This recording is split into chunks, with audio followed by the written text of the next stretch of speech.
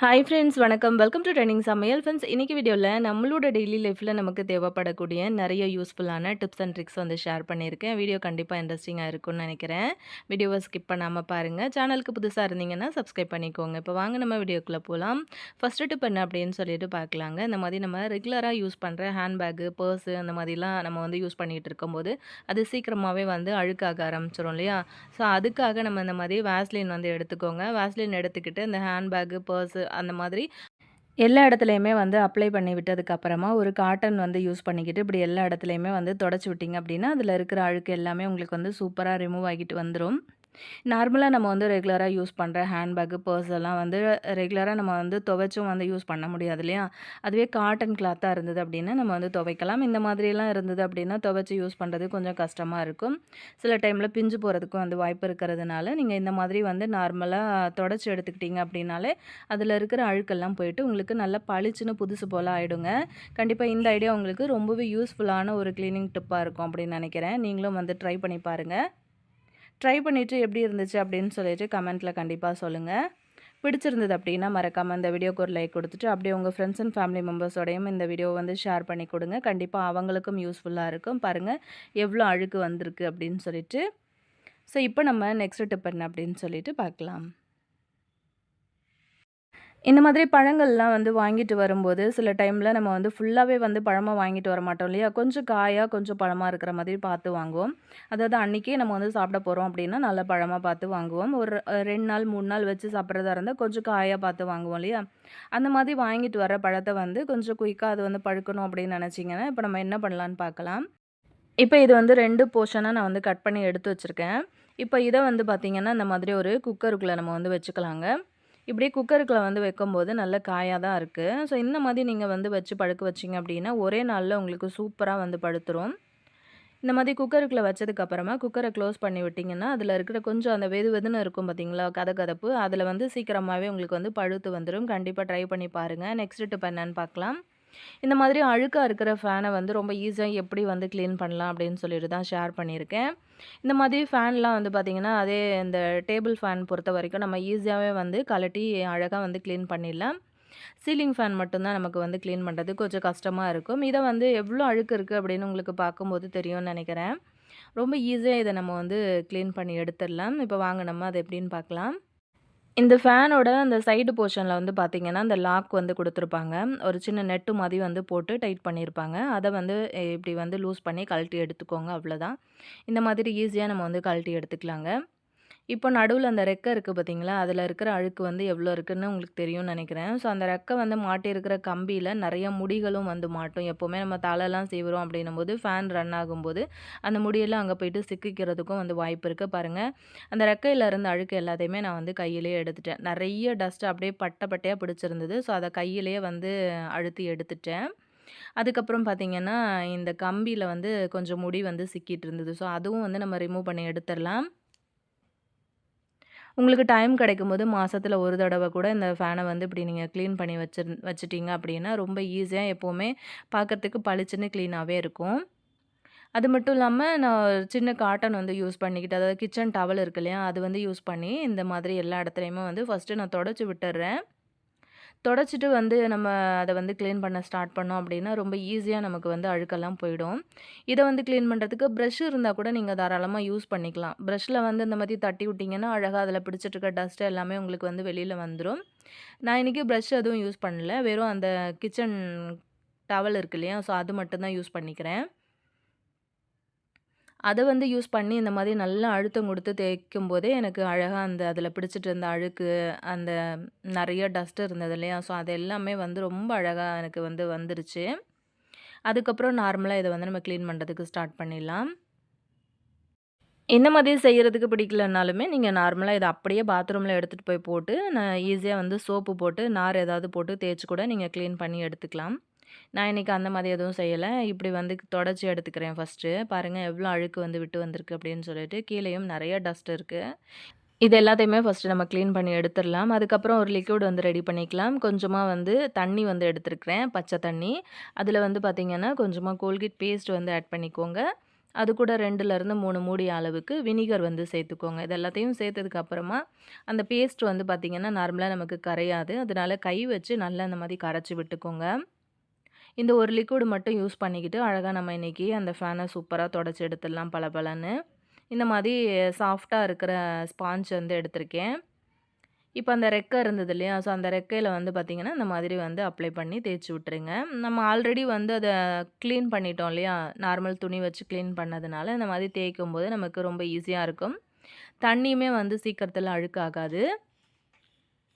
So இந்த மாதிரி நல்லா வந்து தேய்ச்சு விட்டுடலாம். எல்லா பக்கத்துலயும் சுத்தி இப்படி வந்து நம்ம தேய்ச்சு தொடச்சு குடுக்கும்போது, அந்த ரெக்கையுமே வந்து பார்த்தீங்கன்னா, டக்குன்னு நல்லா பளிச்சுன்னு ஆயிடும். அந்த ரெக்க கிளீன் பண்ணதுக்கப்புறம், அந்த மூடி இருக்குல்ல, அதையுமே வந்து இந்த மாதிரி உள்பக்கம், வெளிப்பக்கம் அப்படின்னு சொல்லிட்டு, இந்த ஸ்பான்ச்ச வந்து யூஸ் பண்ணிக்கிட்டு, நல்லா அப்படியே தேய்ச்சு குடுத்தீங்க அப்படின்னா, இருக்கிற கொஞ்சம் நஞ்சம் அழுக்கு கூட உங்களுக்கு ரொம்ப ஈஸியா வந்து கிளீன் ஆயிடும். அதே மாதிரி அந்த ஃபேனுக்கு கீழ இருக்கிற போர்ஷன் எல்லாத்தையுமே வந்து இந்த மாதிரி தேய்ச்சு குடுத்துருங்க. இப்படி வந்து பண்ணினதுக்கப்புறமா, நார்மலா ஒரு காட்டன் துணிய வந்து நல்லா நனச்சு ஈரமாக்கிட்டு, அத தண்ணிய பிழிஞ்சிட்டு, நீங்க ஈஸியா வந்து தொடச்சு எடுத்துடலாம்.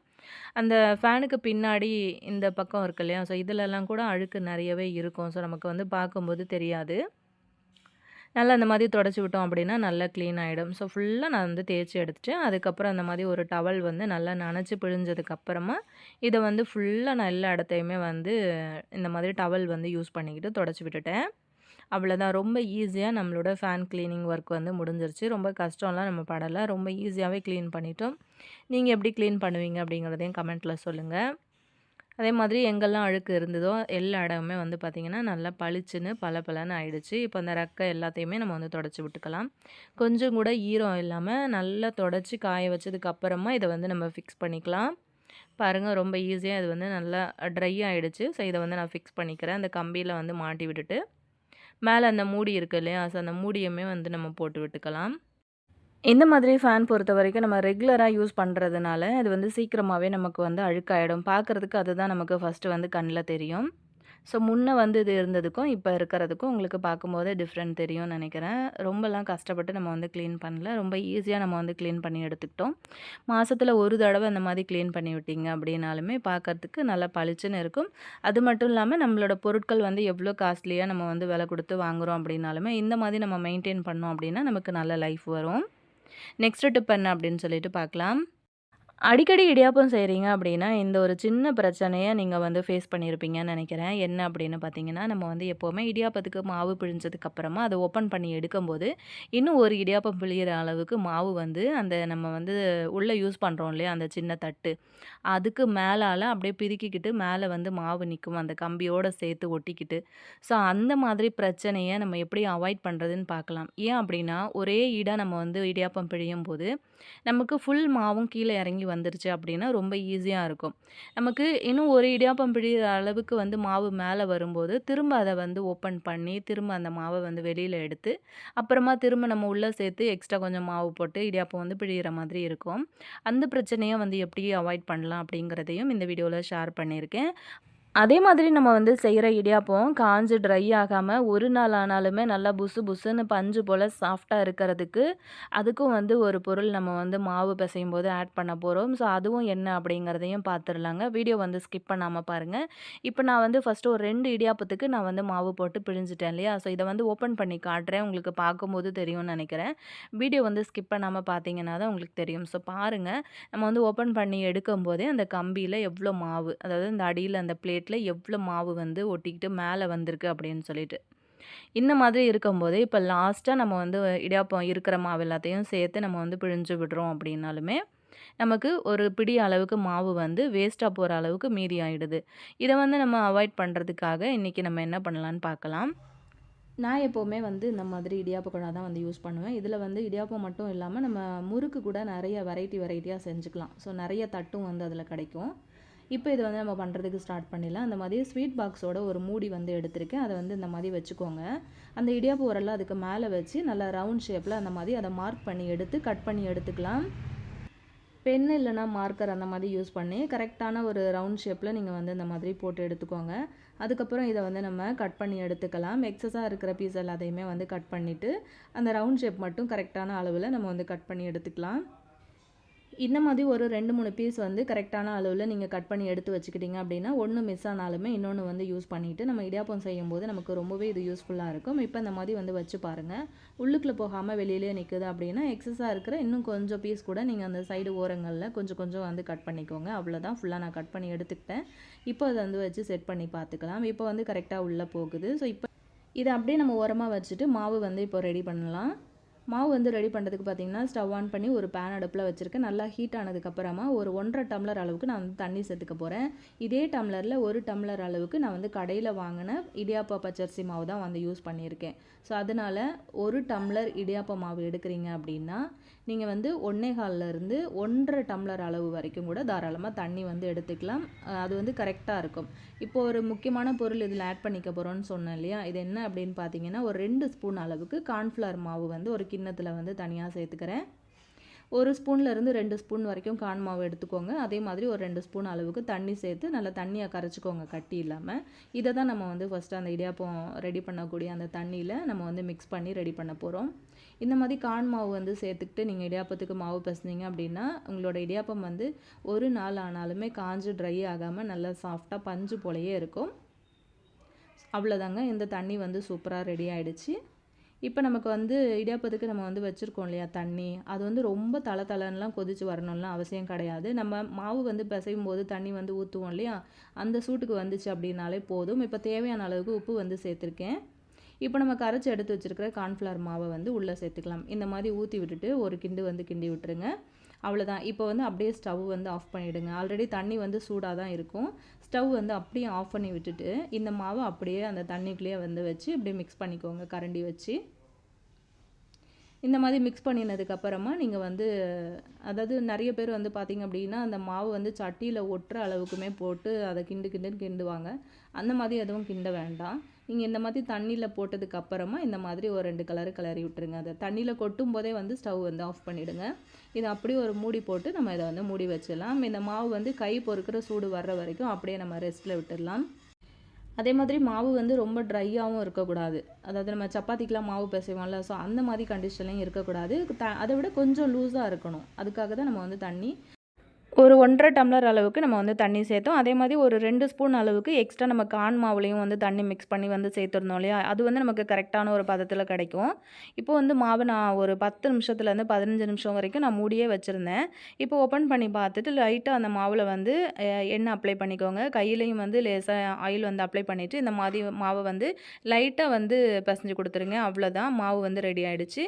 இப்போ இந்த மாதிரி இடியாப்ப குழாயில் நீங்கள் வந்து இந்த உள்ள அந்த தட்டு இருக்கு இல்லையா, அதை வந்து போட்டுக்கோங்க. இப்போ வந்து அதுக்கு மேலே மாவு வந்து நம்ம ஃபில் பண்ணி எடுத்துக்கலாம்.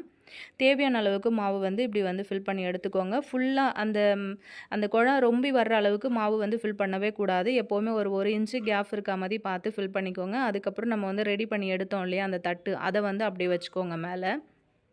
அதுக்கப்புறம் இந்த மாதிரி வச்சு க்ளோஸ் பண்ணிக்கோங்க. இந்த மாதிரி வச்சதுக்கப்புறமா நம்ம வந்து இப்போ இடியாப்பம் பிழியறதுக்கு ஸ்டார்ட் பண்ணிடலாம். நான் வந்து வீடியோ எந்த இடத்துலையுமே வந்து கட் பண்ணலை. ஸோ அப்படியே தான் வந்து விட்டுருக்கேன். ஸ்கிப் பண்ணாமல் பார்த்தீங்க அப்படின்னா தான் உங்களுக்கு வந்து தெரியும். ஸோ ஃபுல்லாக நம்ம வந்து பிழிஞ்சு எடுத்துக்கலாம். இப்போ ஒரு தடவை வந்து நம்ம குழாயில் ஃபில் பண்ணுற மாவு வந்து எனக்கு பார்த்திங்கன்னா ஒரு 3லேருந்து 4, 5 இடியாப்பம் பிழிகிற அளவுக்கு கூட எனக்கு வரும். ஸோ மாவு வந்து சீக்கிரம் காலியாகணுங்கிறதுக்காக கொஞ்சம் பெருசாக, அதாவது நிறைய நான் வந்து பிழிஞ்சு விட்டுருந்தேன். அவ்வளோதான், ஃபுல்லாக நம்ம வந்து பிழிஞ்சு எடுத்துட்டோமா. இப்போ இதை வந்து நம்ம ஓப்பன் பண்ணி பார்க்கலாம். இந்த மாதிரி செய்யும்போது நமக்கு ரொம்ப ஈஸியாக இருக்குங்க. ஒரு தடவை வந்து நம்ம ஃபில் பண்ணுற மாவு கரெக்டாக நமக்கு வந்து இடியாப்பம் பிழியறதுக்கு கரெக்டாக வந்துடும். அதிகமாக மாவு வந்து மேலே வரவும் இல்லை. உங்களுக்கு பார்க்கும்போது தெரியும்னு நினைக்கிறேன். முன்னாடி நம்ம வந்து ஒரு கைப்பிடி அளவுக்காச்சும் மாவு வந்து நமக்கு மேலே வந்துச்சு. ஆனால் இப்போ வந்து பார்த்திங்க அப்படின்னா எந்த அளவுக்கு வந்திருக்கு அப்படிங்கிறது உங்களுக்கே தெரிஞ்சிருக்கும். இப்போ பார்த்திங்கன்னா இப்போ அந்த மூடியும் வந்து பார்த்திங்கன்னா அடியில் போயிட்டு இப்படி வந்து செட் ஆகிடும். நம்ம நார்மலாக வந்து இடியாப்பத்துக்கு மாவு பிழியும் போது அந்த அடியில் போடுற அந்த சின்ன ஓட்டை அந்த தட்டு இருக்கு இல்லையா, அதுவுமே வந்து மேலே அந்த அச்சோடு சேர்த்து ஒட்டிக்கும். அதை வந்து பிரித்து எடுக்கிறதுக்கே நமக்கு கொஞ்சம் கஷ்டமாக தான் இருக்கும். டக்குன்னு அது வந்து எடுக்கிறதுக்கும் வராது. ஆனால் இப்படி செஞ்சிங்க அப்படின்னா ரொம்ப ஈஸியாகவும் உங்களுக்கு வேலை வந்து முடிஞ்சிடும். இப்போ இட்லி பாத்திரத்தில் நல்லா சூடாக தண்ணி வந்து வச்சுருக்கேன். தண்ணி கொதிச்சுட்டு இருக்கும்போது நம்ம பிழிஞ்சு எடுத்த இடியாப்பத்தை எல்லாத்தையுமே வந்து உள்ளுக்குள்ளே சேர்த்துக்கலாம். ஒரு 5 நிமிஷம் நல்லா வெந்ததுக்கப்புறமா அது ஓப்பன் பண்ணி எடுத்துடலாங்க. நல்லா சாஃப்டாக புசு புசுன்னு வெந்து வந்திருக்கு. சாப்பிட்றதுக்கும் நல்ல டேஸ்ட்டாக இருந்தது. நிறைய பேர் நினைப்பீங்க கார்ன்ஃப்ளவர் மாவு வந்து சேர்த்துருக்கிறதுனால நமக்கு வந்து இடியாப்பத்தில் ஏதாவது டேஸ்ட்டு வந்து டிஃப்ரெண்ட் தெரியுமா அப்படின்னு. கண்டிப்பாக எந்த ஒரு டிஃப்ரெண்ட்டுமே வந்து தெரியாது. நார்மலாக நம்ம வந்து இடியாப்பம் வந்து எப்படி இருக்குமோ அதே மாதிரி தான் இருக்கும். இப்போ இது எல்லாத்தையுமே நம்ம வந்து வெளியில் எடுத்து ஆற வச்சிடலாம். உங்களுக்கு பார்க்கும்போது தெரியும்னு நினைக்கிறேன் எப்படி வந்து வந்திருக்கு அப்படின்னு சொல்லிட்டு. பாருங்கள் எவ்வளோ சாஃப்டாக வந்திருக்கு அப்படின்ட்டு. கண்டிப்பாக நார்மலாக நம்ம வந்து செய்கிற இடியாப்பத்தை விட நீங்கள் இந்த மாதிரி வந்து கார்ன் மாவு வந்து கொஞ்சமாக உங்களுக்கு பிடிக்கல அப்படின்னா ஒரு அரை ஸ்பூன்லேருந்து 1 ஸ்பூன் வரைக்கும் கூட நீங்கள் வந்து கொஞ்சமாக கூட சேர்த்துக்கோங்க. நல்ல சாஃப்டாக இருக்கும். இது வரைக்கும் நீங்கள் இந்த மாதிரி ட்ரை பண்ணலன்னா ஒரு தடவை வந்து ட்ரை பண்ணி பாருங்கள். இந்த மாதிரி வந்து ரெடி பண்ணும்போது நமக்கு ஒரு நாள் ஆனாலுமே நம்மளோட இடியாப்பம் வந்து காஞ்சு ட்ரை ஆகாமல் நல்லா சாஃப்டாகவே இருக்குங்க புசு புசுன்னு. பாருங்கள் எவ்வளோ சாஃப்டாக இருக்குது அப்படின்னு சொல்லிட்டு. கண்டிப்பாக இந்த ஐடியா உங்களுக்கு ரொம்பவே யூஸ்ஃபுல்லாகவும் பிடிச்சும் இருக்கும்னு நினைக்கிறேன். அப்படியே அந்த வீடியோக்கு ஒரு லைக் கொடுத்துருங்க. அப்படியே உங்கள் ஃப்ரெண்ட்ஸ் அண்ட் ஃபேமிலி மெம்பர்ஸோடையும் வந்து ஷேர் பண்ணிக்கோங்க. இப்போ இடியாப்பம் அப்படின்னாலே தேங்காய் பால் தான் நிறைய பேர் வந்து சேர்த்து சாப்பிடுவாங்க. நான் வந்து பார்த்திங்கன்னா இன்றைக்கி மீன் குழம்பு வந்து சேர்த்துக்கிறேன். இடியாப்பத்துக்கும் மீன் குழம்புக்கும் செம்ம சூப்பரான ஒரு காம்பினேஷன். சூப்பராக இருந்துச்சுங்க. செம்ம டேஸ்ட்டாக இருந்தது. இந்த ஐடியா பிடிச்சிருந்ததுன்னா அப்படியே உங்கள் ஃப்ரெண்ட்ஸ் அண்ட் ஃபேமிலி மெம்பர்ஸோடையும் வந்து இந்த வீடியோவை வந்து ஷேர் பண்ணிக்கோங்க. நம்ம இப்போ நெக்ஸ்ட் டிப் என்ன அப்படின்னு சொல்லிட்டு பார்க்கலாம். ஆல்ரெடி நம்ம சேனலில் நிறையா டிப்ஸ் வீடியோஸ் வந்து போஸ்ட் பண்ணியிருக்கோம். டைம் இருந்தது அப்படின்னா சேனலில் மறக்காமல் போயிட்டு செக் பண்ணிக்கோங்க. அந்த மீன் குழம்போடு அந்த பசங்க அந்த இடியாப்பத்தை சாப்பிடும்போது அவ்வளோ அருமையாக டேஸ்டியாக இருந்துச்சு. ட்ரை பண்ணிங்க அப்படின்னா எப்படி இருந்ததுன்னு கமெண்ட்டில் சொல்லுங்கள். நெக்ஸ்ட் டிப் பார்க்கலாம். நம்ம எப்போவுமே இந்த மாதிரி எலுமிச்சம்பழம்லாம் பாதி பிழிஞ்சு யூஸ் பண்ணினதுக்கப்புறம் மீதி இருக்கிற பாதியை ஃப்ரிட்ஜில் வந்து அப்படியே எடுத்து வச்சுருப்போம். அந்த மாதிரி எடுத்து வைக்கும்போது சில நேரத்தில் அது ரொம்பவே ட்ரை ஆகிட்டு அப்படியே காஞ்சு போயிடும். அந்த மாதிரி காஞ்சு போகாமல் நல்லா ஃப்ரெஷ்ஷாகவே இருக்கணும் அப்படின்னு நினச்சிங்கன்னா இந்த மாதிரி செஞ்சு பாருங்கள். ஆல்ரெடி நம்ம பிழிஞ்ச எலுமிச்சம்பழம் பாதி அந்த தோல் இருக்கும் இல்லையா, அதோடு சேர்த்து இந்த எலுமிச்சம்பழத்தையும் அப்படியே வந்து வச்சு அப்படியே இந்த மாதிரி நான் வைக்கிறேன் இல்லையா, இதே மாதிரி வந்து வச்சுக்கோங்க. டூத்பிக் இருந்தது அப்படின்னா அப்படியே வந்து குத்தியும் நீங்கள் எடுத்து வைக்கலாம். டூத்பிக் இல்லை அப்படின்னா இந்த மாதிரி ஏதாச்சும் ரப்பர் பேண்ட் இருந்தது அப்படின்னா போட்டு நல்லா இதை வந்து சுற்றி விட்டுட்டு அதுக்கப்புறம் நீங்கள் இதை வந்து ஃப்ரிட்ஜில் எடுத்து வச்சுட்டிங்க அப்படின்னா ஒரு 3-4 நாள் நீங்கள் கழித்து ஓப்பன் பண்ணி பார்த்தீங்க அப்படின்னாலுமே பழம் வந்து நல்லா ஃப்ரெஷ்ஷாகவே இருக்கும், காஞ்சு போகாது. இந்த ஐடியாவும் உங்களுக்கு ரொம்பவே யூஸ்ஃபுல்லாக இருக்கும். ட்ரை பண்ணி பாருங்கள். நெக்ஸ்ட் ஐடியா என்னன்னு பார்க்கலாம். இந்த மாதிரி மசாலா பாக்ஸ் பொறுத்த வரைக்கும் நம்ம உள்ளுக்குள்ளே வந்து போட்டு வச்சுருக்கிற பொருட்கள் வந்து வண்டு பூச்சி புழு வராமல் இருக்கணும் அப்படின்னா என்ன பண்ணலான்னு சொல்லிட்டு பார்க்கலாம். இதில் வந்து ஆல்ரெடி திங்ஸ் எல்லாமே நான் வந்து ஃபில் பண்ணி தான் வந்து வச்சுருந்தேன். இப்போ நம்ம வந்து கடையிலேருந்து வாங்கிட்டு வர்றோம் இல்லையா, ஸோ அந்த மாதிரி பொருட்கள் வந்து வாங்கிட்டு வந்து நம்ம போட்டு வைக்கும்போது ஒரு சில பொருட்கள் வந்து புதுசாகவும் ஒரு சில பொருட்கள் வந்து பழசாகவும் கூட இருக்கலாம். ஆனால் நமக்கு வந்து பார்த்திங்க அப்படின்னா மேனுஃபேக்சரிங் டேட்டு வந்து ரொம்பவே பக்கமாக இருக்கிற மாதிரி தான் போட்டிருப்பாங்க. ஆனால் அந்த பொருள் வந்து நம்ம கைக்கு கிடைக்கிறதுக்கு எத்தனை நாள் கழித்து நம்ம கையில் கிடைக்கிது, அது எவ்வளோ பழசு அப்படிங்கிறதெல்லாம் நமக்கு தெரியாது. அப்படி வந்து நம்ம போட்டு வச்சு யூஸ் பண்ணும்போது என்னாகும் அப்படின்னா சீக்கிரமாகவே அந்த பொருட்கள்லேருந்து நமக்கு வண்டு பூச்சி புழுக்கள் வந்து வர ஆரம்பிச்சிடும். அந்த மாதிரி வராமல் இருக்கணும் அப்படின்னா அந்த மாதிரி பூண்டு தோல் இருக்குது இல்லையா, அதை வந்து இப்படி அஞ்சரை பெட்டியில் அடியில் இப்படி போட்டு வச்சுட்டு அதுக்கப்புறம் மேலே அந்த மாதிரி பாக்ஸ் எல்லாம் எடுத்து வச்சு க்ளோஸ் பண்ணி வச்சுருங்க. இப்படி வந்து வச்சிங்க அப்படின்னா அந்த பூண்டு தோலோட ஸ்மெல்லுக்கு உங்களுக்கு வண்டு பூச்சி புழு அந்த மாதிரி எந்த ஒரு தொந்தரவும் வந்து இருக்காதுங்க. இது வந்து ஒரு நல்ல ஐடியாவாக இருக்கும் அப்படின்னு நினைக்கிறேன். இது வரைக்கும் உங்களுக்கு தெரியாது, ட்ரை பண்ணல அப்படின்னா ஒன்ஸ் வந்து ட்ரை பண்ணி பாருங்கள். அப்படி உங்கள் ஃப்ரெண்ட்ஸ் அண்ட் ஃபேமிலி மெம்பர்ஸ்க்கும் இது வந்து யூஸ்ஃபுல்லாக இருக்கும் அப்படின்னு நினச்சிங்கன்னா அவங்களுக்குமே வந்து ஒரு ஷேர் கொடுங்க. நம்ம அப்போ நெக்ஸ்ட் டிப் என்ன அப்படின்னு சொல்லிட்டு பார்க்கலாம். இந்த மாதிரி தூக்கி போடுற பென் மூடி இருந்துச்சு அப்படின்னா எடுத்துக்கோங்க. இந்த பேனா மூடியை மட்டும் யூஸ் பண்ணி நம்ம இன்றைக்கி சூப்பரான ஒரு ஊதுபத்தி ஸ்டாண்டு வந்து ரெடி பண்ணலாம். ஊதுபத்தி ஸ்டாண்டு அப்படிங்கிறது நம்ம வீட்டில் 1ஓ 2ஓ அப்படி தான் வந்து வாங்கி வச்சுருப்போம் இல்லையா. இப்போ நம்ம ரூமுக்கு ரூம் ஒரு ஊதுபத்தி வந்து பற்ற வைக்கணும் அப்படின்னா அங்கங்கே எங்கே இடம் இருக்கோ இல்லை சின்ன ஓட்டை இருந்தாலுமே அங்கே கொண்டு போய் சொருகி வச்சுட்டு வந்துடுவோம் இல்லையா. இனிமேல் அந்த மாதிரி வந்து செஞ்சிடாதீங்க. இந்த மாதிரி கலர் கலராக இருக்கிற பெண்ணோட மூடி கூட நீங்கள் வந்து எடுத்துக்கோங்க. டபுள் சைடு டேப்பு வந்து சின்னதாக வந்து இந்த மாதிரி அதுக்கு மேலே கட் பண்ணி ஒட்டிக்கோங்க. இப்போ நம்ம வந்து ஊதுபத்தி அந்த மாதிரி ஏற்றி வச்சுக்கலாம். இந்த மாதிரி ஏற்றினதுக்கப்புறமா நம்ம அந்த ஸ்டாண்டை உங்களுக்கு வந்து எந்த இடத்துலலாம் நீங்கள் வந்து ஊதுபத்தி ரெகுலராக பற்ற வைப்பீங்களோ அந்த இடத்துலலாம் கொண்டு போயிட்டு செவுத்தில் இதை வந்து ஒட்டி வச்சுக்கோங்க. நம்ம டபுள் சைடு டேப் வந்து போட்டு ஒட்டி வைக்கிறதுனால நமக்கு வந்து கீழெல்லாம் விழுகாது, நல்லா ஸ்ட்ராங்காகவே வந்து ஒட்டி பிடிச்சிக்கும். அப்படி இல்லைன்னா செவுத்தில், அப்படி இல்லைன்னா ஜன்னல் ஓரங்களில் கூட நீங்கள் வந்து உள்பக்கமாக ஒட்டி வச்சுக்கோங்க. ஒட்டினதுக்கப்புறமா இந்த மாதிரி நம்ம ஏற்றி வைக்கிற ஊதுபத்தி எடுத்துகிட்டு போயிட்டு அந்த பெண்ணோட மூடிக்குள்ளே இந்த மாதிரி வந்து சொருகி வச்சுருங்க. இப்படி வந்து வைக்கும்போது உங்களுக்கு எல்லா ரூம்லேயுமே வந்து ஊதுபத்தி வந்து பற்ற வச்ச மாதிரியும் இருக்கும். அதே மாதிரி பார்க்குறதுக்கும் ரொம்ப அழகாக இருக்கும். ஒரு சிலர் வந்து நினைப்பீங்க, இந்த மாதிரி நம்ம செவுத்துல அப்படி ஏற்றி வைக்கும்போது செவுத்துல அந்த கரி ஏதாவது பிடிச்சிருமோ, புகை பிடிச்சிருமோ அப்படின்னு நினைப்பீங்க. அந்த மாதிரிலாம் எந்த ஒரு கஷ்டமும் இல்லைங்க. அந்த மாதிரி எந்த ஒரு பிரச்சனையும் உங்களுக்கு வந்து வராது. அடியில் அணைஞ்சு போகிற வரைக்குமே உங்களுக்கு நல்ல அழகாக அது வந்து எரிஞ்சு அந்த புகை வந்துட்டே இருக்கும். அதே மாதிரி உங்களுக்கு வந்து அந்த கரி அந்த மாதிரியான பிரச்சனையும் வந்து செவுத்துலலாம் பிடிக்கவே பிடிக்காது.